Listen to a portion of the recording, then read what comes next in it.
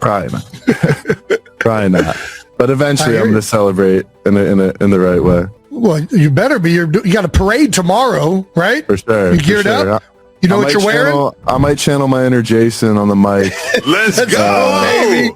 Can't wait to hear this. Hell yeah, it's going to be awesome. Have you thought about what you're going to say?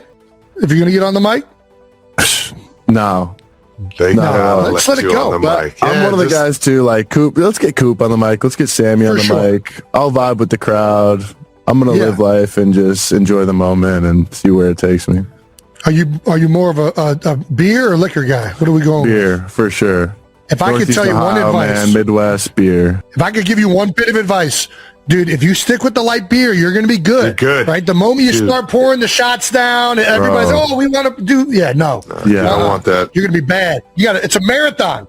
Yeah. No doubt. You know when the beers are starting to kick. Yes. And the liquor, dude, the liquor will hit you out of nowhere. Sneaks up on you. Yeah. Give you that right hook. For sure. This guy's won a title before. How does this feel compared to when you won it at Michigan? I just feel like when you have a team, like the ingredients are there. Like y'all have won championships before. Like there's a lot of similarities between championship teams. And I felt that with this team. And I'm a little bit spoiled because like I've had the confetti and reached the pinnacle at that level. Obviously it's different. But to have that experience just 2 short years ago, it's been incredible. And obviously like the Super Bowl is a whole nother level, but like quite frankly, I feel like the vibe that you get with this team is like, we just kind of expected to be here and now it's happened and it's like, holy shit, like we did it, So I think it's just going to continue to settle in and be better and better, but we're going to enjoy it and then shit, next year's going to roll around and we'll have a target on our back. That's how it goes, baby. Well, you'll definitely have the target on your back, but that's what you want. It's good to have the target on your back. Yeah. It's an honor to have the target on your back, man. It's the best shit ever. Facts, bro. Facts. Well, in your first year, do you have a welcome to the NFL moment? I mean, I guess it's winning the Super Bowl. That's a hell of a welcome to the NFL. All right, man. I've been saving this story for a great podcast. And let's go! Let's go, please! Big hit here. Bless us. Please, big hit here. And I gotta look at my guy Rich here because I've been saving this one and we'll see where it goes. But okay, so Cooper Kupp mentioned that like I'm like just so you never know what you're gonna get.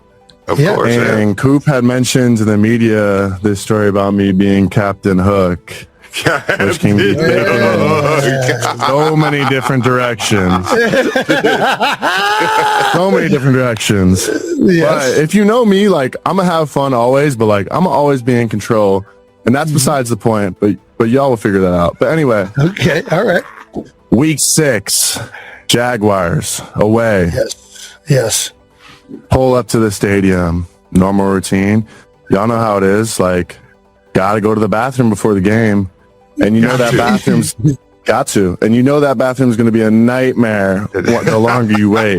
Oh, for sure. In multiple ways. So I get up in there. I'm one of the first people to get in the locker room. Like, bet I'm going to go do my thing, whatever. Yeah, man. Do my thing, dude. AJ, you're hilarious. Get down to the bathroom. Big guy. Y'all know how it is in the stall. I go to like lean forward and sit back. Crack my head on this hook that's like on the back of the stall, bro. Oh yeah. And it's one of those moments where like you kick your dresser, like something in the house, and you're like, mother, like what? You know what I'm saying? Like, yeah. I sit down, blood rushing down my head. No. I'm like, yo. So I get up. Don't do my business. I get up and like my teammates know me. I'm like, fuck, where's the training room? Like, the fuck, I just split my head open, bro. I'm like looking around the training room, bro. Finally make the training room. I get up in there. They're obviously like, bro, what just happened? And I'm like trying to elaborate to them. I'm trying to get ready for the game. There's blood rushing down my face. The next thing they hit me with is, we're going to have to cut your hair. I'm like, Not the lettuce, bro. Anything but that. Anything but the lettuce. I just got it trimmed. Are you kidding me? Yeah. They cut out this little patch, which I still low-key have a little bald spot. No stitches, thank God. Thank God, no stitches. We put a piece of gauze in it. I wear a skull cap. I go back to that same stall. You gotta finish my business in that stall, just to let that stall know it's not gonna have power over me. And then assert my dominance. You had to let that stall know who the fuck had to let it know. Captain Hook. Had to let the stall know the barnyard was there. And then went out, won the game, had my season high in receiving yards, basically off one catch that I had for 61 yards. And we won the game, and I cracked my head open, and that's it. Captain Hook! Captain Hook. There we go, baby. Crazy. That's so crazy, dog. But y'all can only imagine, like, just getting in that frame of mind for the game, and next thing you know, you just cut your head open and just blood. I was like, bro, like, what are we doing? So it was epic. I've only known one story from that in college. We had a guy, I won't say his name, everybody from the university will know him, but he would bash his head through the drywall right before the game. We'd all assimilate in this like one area. He'd We take all his know helmet that off. one guy. Yeah, and he would bang it, and there were just holes in all the walls. Well, we go to the bowl game in Canada, the International Bowl, and my guy goes to do it again, and he hits a stud and gashes his entire head. Bro. No He way. couldn't play the game. He didn't play?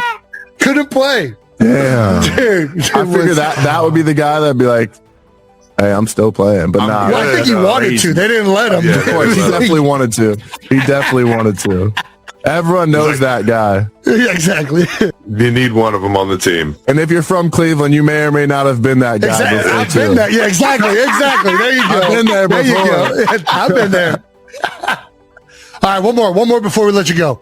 We got to ask about this quote, blocking for Kenneth Walker. All right. Grind meat, carry water. We get it done in the trenches, baby. All right, now. That's a fucking banger right Where did there. this come from? The This sounds like barnyard. something out of like Keanu Reeves. This sounds like something like I would have heard in like The Replacements or something like that. Bro, like you guys said, like sometimes the boys need a little pick-me-up on offense. I play tight end. I'm next to the O-line. Like, I kind of got my cred for being a blocker, even though... Okay, you get I feel after it, dude. You know, oh yeah, I get after it in the trenches, and I love my O-line. I love running the rock, and I played at Michigan, and we run the piss out of the ball. Yeah. And when you're wearing on a team, you're grinding freaking meat.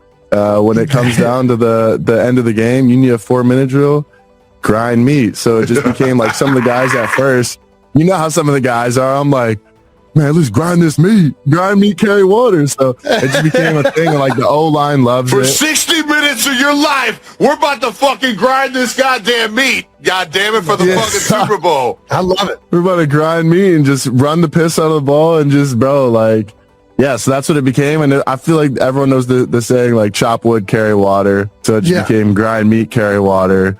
And that's just the mentality that the Hawks play with. Like, we play bully ball. We want to get after it in the trenches. And that's what it is. Fuck I love yes, it. dude. I love it. I'm stealing it too. I love it. Grind meat, Hell baby. yeah. Grind meat. Dude, AJ, not enough time with your dog, but we're going to let you go, bro. I know you got some celebrating to do, bro. It's such a fucking honor to be able to get you on the pod. You already know, Northeast Ohio ball player, bro. Since I met you, I knew you were going to fucking keep doing great things, man. So happy for you, bro. I appreciate that. Bro, we gotta tap in. I just want to pick your brain on some ball, and obviously, you know, talk ball and all that. So but great to meet you too, Jason. Appreciate you guys having me on here, man. It's been an honor, and got a lot of love for you guys, man. Honor's all ours. Congratulations, brother. Appreciate you guys. Captain Hook. All right, Captain Ladies Hook. and gentlemen, man. Yes, sir.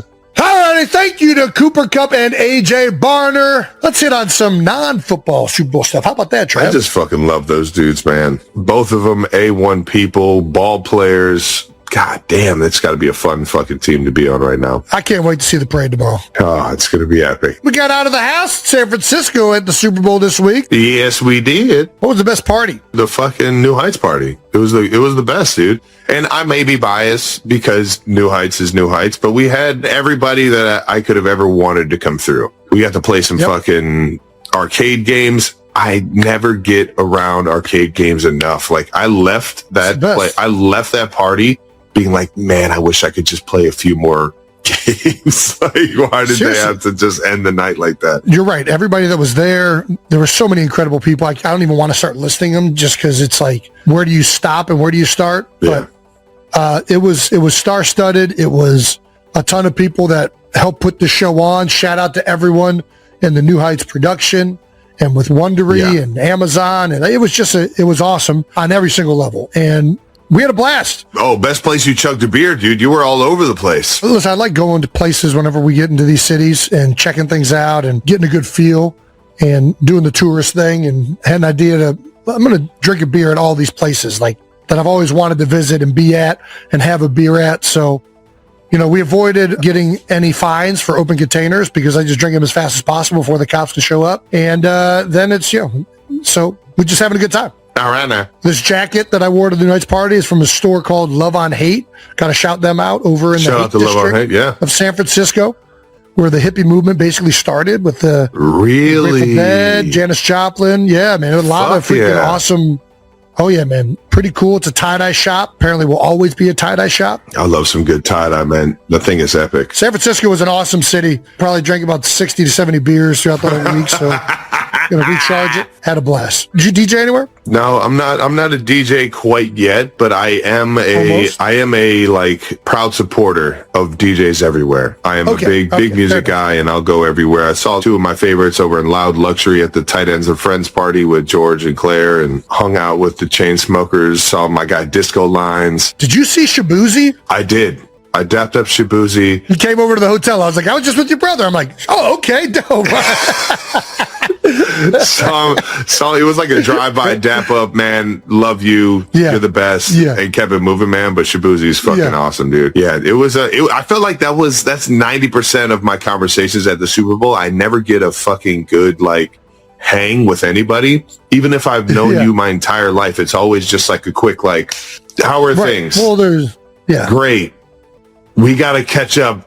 I got to keep moving, and it's the worst. There's a lot of but it was awesome to see them, and I ended up catching Stapleton live, man. That was the coolest performance I think I've ever seen at a Super Bowl. Seeing Stapleton in person in a venue like that, it was I don't want to say it was intimate, but whoever's event that was, which I just showed up because it's Chris Stapleton, but whoever's event that was fucking, they played it perfectly. Stapleton went up there and fucking rocked the stage as he always does. And it was just such a vibe, man. Kylie and I have been to a number of Stapleton shows at this point. I mean, he does not disappoint in any venue, but there is something. We saw him last year's Super Bowl, and it was a similar environment where it's not like small, but there's something about it where it's like intimate. He's like right there, and he's just got so much character and feel to his voice and the songs. Well, we got the interview coming up with him that we'll be releasing at a later date, but awesome. Chris is the man. Best show I've ever been to still. Like, love going to his shows. Shout out to Stapleton. Shout out to San Francisco. Awesome. Did a great job hosting that Super Bowl. It's the second time I've been to San Fran for a Super Bowl, man, and both of them were so much fun, man. The only negative is like how far the stadium is away from the San Francisco like city area, like you're driving to go to it, but most of the stuff throughout the week is centrally located in San Fran, which isn't that bad. We grew up in a era of like fandom, and Cleveland did this to us. Cleveland had all sporting events in one located area. The Gateway District in Cleveland was that. It was you had the Tribe, you had Jacobs Field, you have Gund Arena, you know what I mean? They kept it all downtown right there, and it was just it made it easy, and it made so much sense in our minds. The owners, they get so much more opportunity getting to the outskirts of the city, and it's hard to argue with those opportunities. And we're dealing with it right now in Kansas City. Like we're going over to Kansas, but at the same time, it's like, if you look at that deal in terms of a owner, like that's one of the greatest opportunities you could ever get as an owner. And I think it's going to be unbelievable once it's finally set in stone, but it is going to be kind of heartbreaking knowing that the Chiefs are going to move away from Arrowhead and that side of like the Missouri side of Kansas City. And it's just a part of the old, professional sports. You know, it is a business at the end of the day. And I think a lot of circling back to the San Fran deal, man, it was still awesome to be around the city of San Francisco, feel the culture, feel the excitement that was going on all week inside that city. And then it's still a beautiful stadium that they played the Super Bowl at. So, well, listen, I hear what you're saying. And if I was an owner, I might feel differently, but fuck that. Keep those stadiums in the cities. I know you guys want to make all your money and you want to have your shows and you want to do all this stuff. I hear you, man. The fans pay a lot of the money for you guys to have all these things and for the NFL to exist. And I don't like the stadiums moving. I don't like the Cleveland's moving out of Cleveland. I don't like that. Well, the Arrowhead's already outside of Arrowhead, so I don't really care that much whether it's in Missouri or Kansas. But like, I don't know, man, these cities, there's something awesome about going downtown into the heart of Cleveland to go see a Browns game. And I hear you. They could figure out a way to build a new stadium downtown. Like you could build a big, beautiful stadium right down there. And you can do the same thing in Kansas City. You could do the same thing in all these places. And then it wouldn't be an hour and a half drive out there. I get that these owners want to make money. Yeah.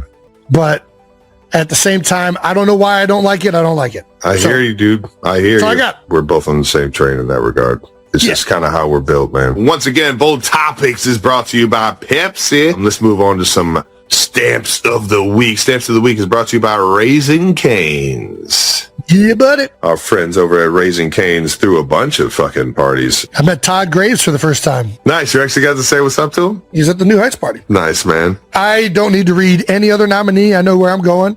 Stamp of the Week goes to Jeff Stoutland. Listen, Jeff Stoutland resigned from his post with the Philadelphia Eagles this past week. You know, after 13 years as the offensive line coach, I mean, just coached a ton of incredible players. Jason Peters, Todd Harrimans, Evan Mathis, myself, Lane Johnson, Jordan Mailata turned him from a rugby player into an all-pro left tackle. Got Cam Jurgens do a Pro Bowl last year. Landon Dickerson do some Pro Bowls.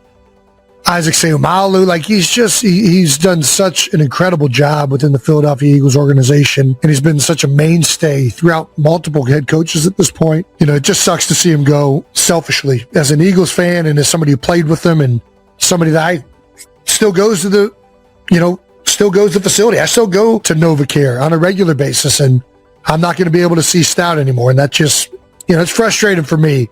And I think frustrating for a lot of people in that building because he was a personality that was, you know, a lot of people gravitated towards. And, you know, this is the reality of the business. Coach, I love you. I don't know what's next, but whatever it is, whether it's coaching or whatever, I know you're going to be great at it, as you always are. And, you know, I get that the team is trying to move forward and really embrace this new system and, you know, really redesign what this offense is. I wish Stout could have been a part of that, but sometimes it doesn't work out that way. And, anyways, love you, Coach. Couldn't be more happy to have been coached by and 27 Pro Bowl linemen were with Stout over that 13 years.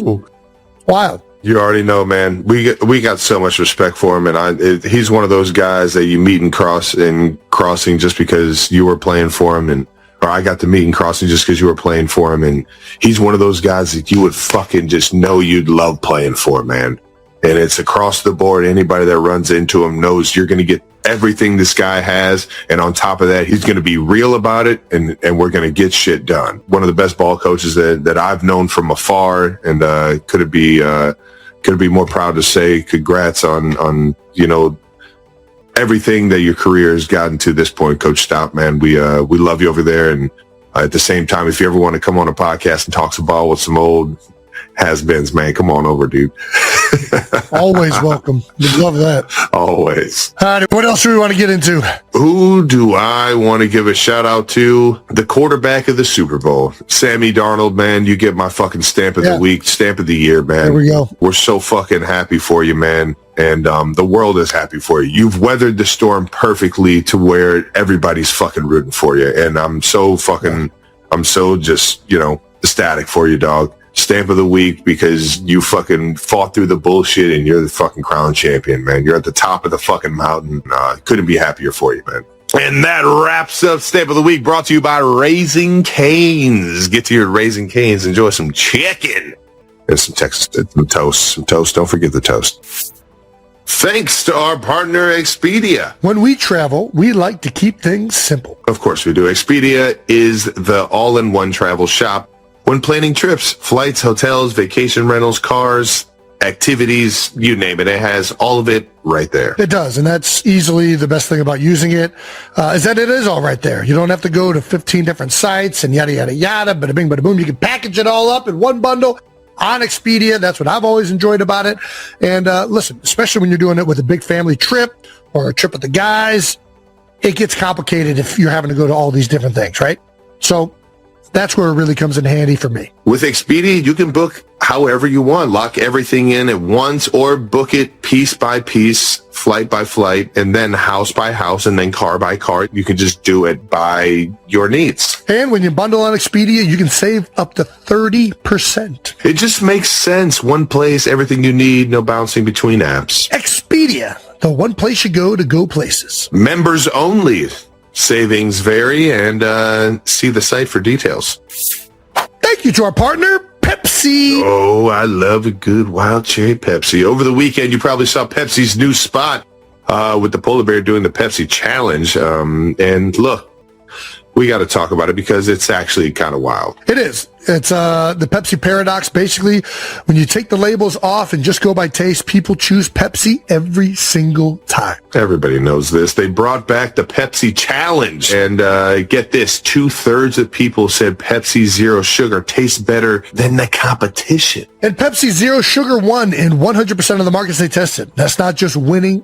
That's dominating. Break out the brooms because that's what I call a clean sweep. Don't trust us. Find Pepsi Zero Sugar near you and let your taste decide. Because you deserve taste.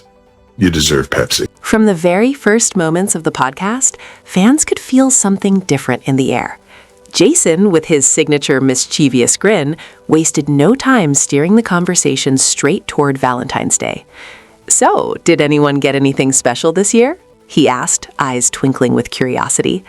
Travis tried to dodge, talking about workouts, NFL prep, and his packed schedule, but Jason wasn't having it. With a playful smirk, he pressed, "I was just asking a simple question. Did you do anything for Taylor?" The studio audience erupted into laughter.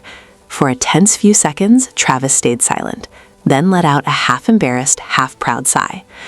"Okay, I win. Yes, I got her a Valentine's gift." Jason's reaction was instant and unforgettable. He jumped up, hands clutching his head, voice cracking with disbelief. "What? Are you serious?"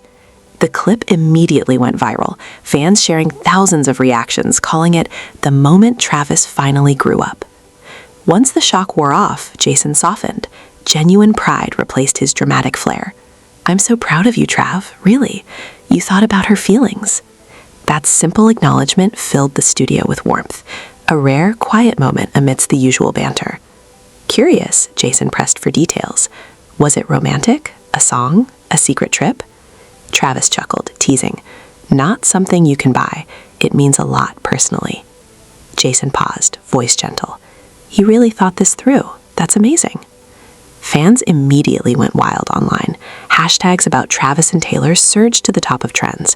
Many agreed Jason's reaction mirrored their own. Surprise, joy, and pride watching a love story grow. One fan summed it up perfectly. Jason isn't just a brother. He's the #1 fan of this relationship. While Travis kept the gift a mystery, he revealed it was a token of gratitude, thanking Taylor for standing by him through the toughest moments. Naturally, speculation ran rampant. Could it be music-related? A private shared memory? Jason, ever the teaser, joked, "Don't tell me you wrote the music yourself. I'm not ready for that." Travis laughed. "Don't worry, you won't have to hear me sing." For longtime followers, this wasn't just a Valentine's story. It was a glimpse into Travis's growth. Straightforward, sincere, and unguarded, he showed a maturity in love that fans had been waiting to see. And in the closing moments, Jason said what resonated with everyone. "The most important thing is that you're happy."